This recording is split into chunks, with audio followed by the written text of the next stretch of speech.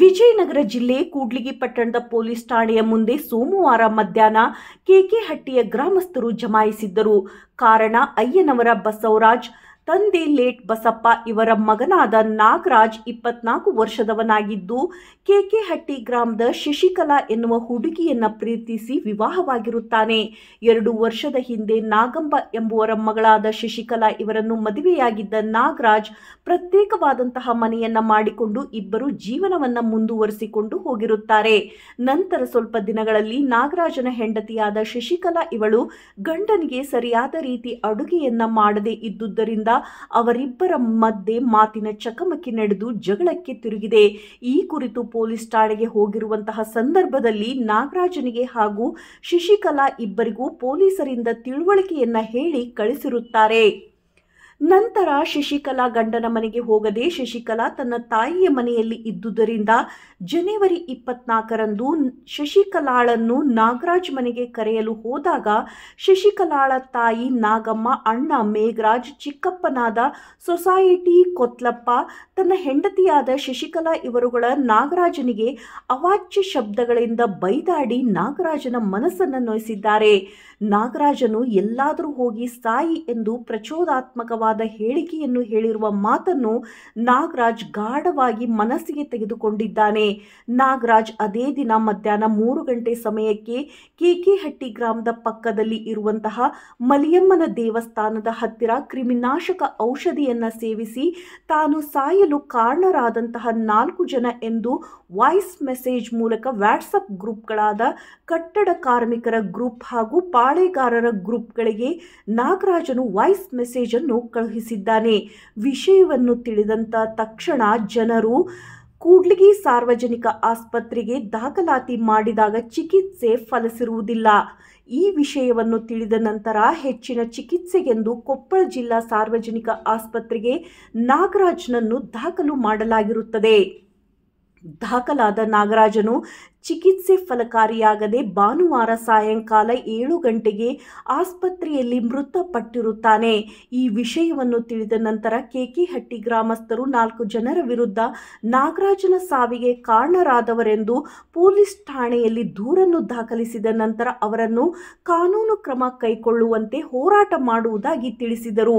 ಈ ಸಂದರ್ಭದಲ್ಲಿ ಕೆಕೆಹಟ್ಟಿಯ 100 ಯುವಕರು ಮುಖಂಡರುಗಳು ಕೂಡ್ಲಿಗಿ ಪೊಲೀಸ್ ಠಾಣೆಯ ಮುಂಭಾಗದಲ್ಲಿ ಜಮಾಯಿಸಿ ಠಾಣೆಯಲ್ಲಿ ಪ್ರಕರಣ ದಾಖಲಾದ ನಂತರ ಮರಳಿ ತಮ್ಮ ಗ್ರಾಮಕ್ಕೆ ಹಿಂತಿರುಗಿರುತ್ತಾರೆ. ವರದಿ ವೀರೇಶ್ ಎಚ್, ನಾಗ್ಲಾಪುರ್.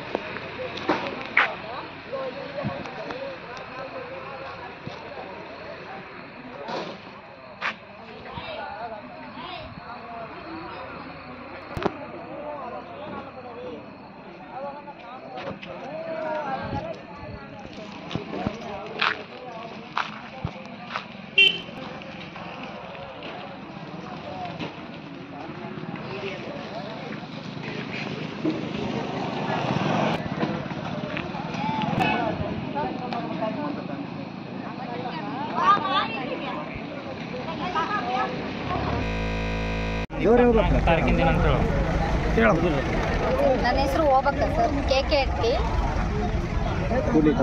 ವಿಷಯ ಕೊಡೋದು 24ನೇ ತಾರೀಕು ನಾಗರಾಜ್ ಅಂತ. ಅವರು ಎಣ್ಣೆ ಕುಡ್ದ ಕಾರಣ ಹೆಂಡ್ತಿನೇ ಅದು 4 ಸತಿ ಕರೆಯಕ್ಕೆ ಹೋಗಿದ್ದೆ ಸರ್. ಅವ್ರು ಕರೆಯಕ್ಕೆ ಹೋದ್ರೂ ಬರಲಿಲ್ಲ, ಕಳಿಸಿಲ್ಲ. ನೀವು ಅವ್ರ ಗಂಡ ಹೆಂಡ್ತಿ ಅವ್ರ ಅಮ್ಮ ಏನೋ ಬೈದ್ರಂತೆ ವಿಷ ಗಿಡದ ಸಾಯಿ ಅಂತ. ಅದ್ರ ಹೆಚ್ಚಿಗೆ ಅವ್ರು ಎಣ್ಣೆ ಕುಡ್ದಾರ. ಅದು ರಾತ್ರಿನೂ ಡೀಲ್ ಮುಗಿಸ್ಯಾರ ಇವರು.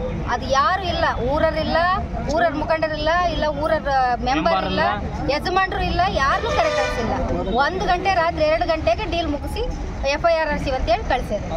ಅವ್ರ ಅಪ್ಪಗ ಓದಿಲ್ಲ ಸರ್, ವಿದ್ಯೆ ಇಲ್ಲ, ಓದಿಲ್ಲ. ಅವರು ಇದು ಅದು ಸ್ಟೇಟ್ಮೆಂಟ್ ಅನ್ನೋದೇ ಗೊತ್ತಿಲ್ಲ. ಈಗ ಹೇಳಿದ್ರೆ ಹೆಣ ಬಿಡಿಸ್ಕೆ ಬರೋಕ್ಕೋಸ್ಕರ ಸೈನ್ ಮಾಡ್ರಿ ಅಂತ ಹೇಳ್ಯಾರ. ಹೆಣ ಬಿಡಿಸ್ಕೋಸ್ಕರ ಸೈನ್ ಮಾಡ್ರಿ ಅಂತ ಹೇಳಿ ಆಮೇಲೆ ಬೆಳಿಗ್ಗೆ ಸ್ಟೇಟ್ಮೆಂಟ್ ಅಂತ ಹೇಳ್ಯಾರ ಸರ್. ಹಂಗಾಗಿ ಸರ್, ನನ್ನ ಹೆಸರು ಪೂಜಾರಿ ಅಂಜಿನಪ್ಪ ಅಂತೇಳಿ. ಇಲ್ಲಿ ಇಷ್ಟು ಜನ ನೆರೆದಿರೋದು ಏನಂದರೆ, ಹೋರಾಟ ಒಂದು ನ್ಯಾಯ ಸಿಗಬೇಕನ್ನೋ ಒಂದು ಕಾರಣಕ್ಕೆ ಇಲ್ಲಿ ನಾವು ನಿಂತ್ಕೊಂಡು ಹೋರಾಟ ಮಾಡ್ತಾ ಇದ್ದೀವಿ.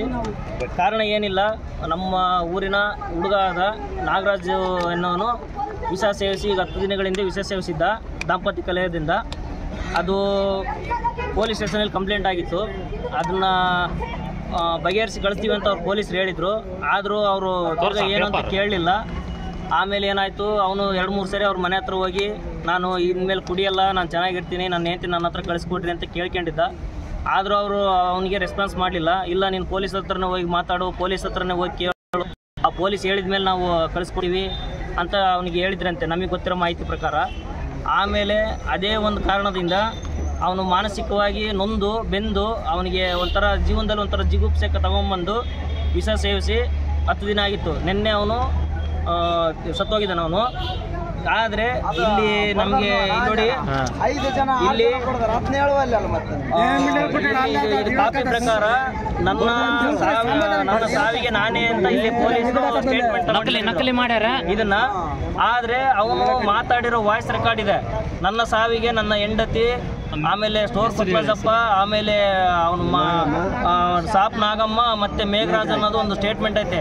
ಇಡೀ ನಮ್ಮ ಕಟ್ಟಡ ಕಾರ್ಮಿಕರದು ಮತ್ತು ಪಾಳೆಗಾರರ ಗುಂಪು ಅಂತ ಒಂದು ಗ್ರೂಪ್ ಐತೆ. ಎಲ್ಲ ಇಡೀ ಗ್ರೂಪಲ್ಲಿ ಅವನು ವಾಯ್ಸ್ ರೆಕಾರ್ಡ್ ಆಗಿದೆ. ನಮಗೀಗ ಬೇಕಾಗಿರೋದೇನು ಅಂದರೆ, ಕಾನೂನು ಕಡೆಯಿಂದ ನಮಗೆ ನ್ಯಾಯ ಬೇಕಷ್ಟೇ. ಅಷ್ಟು ಬಿಟ್ಟರೆ ನಾವು ಕಾನೂನಿಗೆ ಧಕ್ಕೆ ತರೋಂಥ ಮಾತು ಯಾವುದೂ ಇಲ್ಲ. ಮತ್ತು ನಾವು ಈಗ ಏನಂದರೆ ಇವತ್ತಿನ ಸ್ಪಾಟಲ್ಲಿ ನಮಗೆ ಕಾನೂನು ರೀತ್ಯವಾಗಿ ನಮಗೆ ನ್ಯಾಯ ಬೇಕು ಅಂತ ಪೊಲೀಸರ ಹತ್ರ ಕೇಳ್ಕೊಳ್ತಿದ್ದೀವಿ ಅಷ್ಟೇ. ಈ ಹಿಂದೆ ವಿಷಯ ಕುಡಿದಾಗ 24 ತಾರೀಕಿಗೆ ಅವತ್ತಿನ ಬಂದು FIR ಹಾರಿಸಿದ್ರು? ಇಲ್ಲ, ಅವತ್ತಂದರೆ ಕಂಪ್ಲೇಂಟ್ ಮಾಡಿದ್ವಿ. ಅದಕ್ಕಿಂತ ಮೊದಲು ಒಂದ್ಸರಿ ಅವರು ಮನೆ ಹತ್ರ ಹೋಗಿ ಇವನು ಹೆಂಡತಿ ಕಳಿಸ್ತಾ ಇಲ್ಲ ಅಂತ ಜಗಳ ಆಡಿದ್ದ. ಆಮೇಲೆ ಅವರು ಎಲ್ಲರೂ ಹೊಡೆದಾಡಿ ಅವನು ಹೊಡೆದು ಕಳಿಸಿದ್ರು. ಅವತ್ತೇ ಅವನು ಆತ್ಮಹತ್ಯೆ ಮಾಡ್ಕೊಳಕ್ಕೆ ಹೋಗಿದ್ದ. ಅವತ್ತು ಆತ್ಮಹತ್ಯೆ ಮಾಡ್ಕೊಳಕ್ಕೆ ಹೋಗಿದ್ದ. ನಾವು ಬಿಡಿಸ್ಕೊಂಡು ಕರ್ಕೊಂಬಂದು ಅವನಿಗೆ ಬುದ್ಧಿ ಹೇಳಿ ತಿಳಿ ಹೇಳಿದ್ವಿ.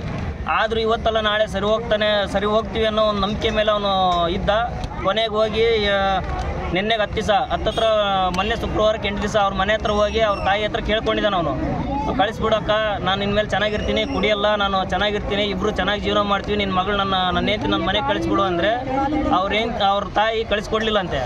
ಅದೇ ಒಂದು ಮನಸ್ತಾಪ ಮಾಡ್ಕೊಂಡು ಅವ್ನು ಹೋಗಿ ವಿಷ ಕುಡಿದು ಆತ್ಮಹತ್ಯೆ ಮಾಡ್ಕೊಂಡಿದ್ದಾನೆ. ಅವನಿಗೆ ಒಂದು ಮೇನ್ ಕಾರಣ ಏನು ಅಂದರೆ, ನಾನು ಬದುಕಿದ್ದಂಗೆ ನನ್ನ ಹೆಂಡತಿ ತಾಳಿ ಕಾಲುಂಗ್ರ ಅವೆಲ್ಲ ತೆಗೆದಿಡಲ್ಲ, ಒಂದು ಮಾನಸಿಕವಾಗಿ ವೇದನೆ ಪಟ್ಟ. ಅದು ರೆಕಾರ್ಡಲ್ಲಿದೆ, ಬೇಕಾದ್ರೆ ನೀವು ವರದಿಗಾರರು ಕೇಳ್ಕೋಬೋದು ಅವನ್ನ, ಮಾಧ್ಯಮದವರು. ಅದು ಒಂದು ಪ್ರೂಫ್ ಐತೆ, ನಮ್ಮ ಹತ್ರ ರೆಕಾರ್ಡ್ ಕೊಡ್ತೀವಿ ನಿಮಗೆ. ಇದೊಂದು ರೀಸನ್ಗೆ ಅವನಿಗೆ ಮನಸ್ಸಿಗೆ ಮಾನಸಿಕ ಒಂದು ವೇದನೆ ತಗೊಂಡು ಆತ್ಮಹತ್ಯೆ ಮಾಡ್ಕೊಂಡಿದ್ದಾನೆ ಸರ್. ಒಟ್ಟಿನಲ್ಲಿ ನಮಗೆ ನ್ಯಾಯ ಅಷ್ಟೇ ನಾವು ಕೇಳ್ಕೊಳ್ಳೋದು.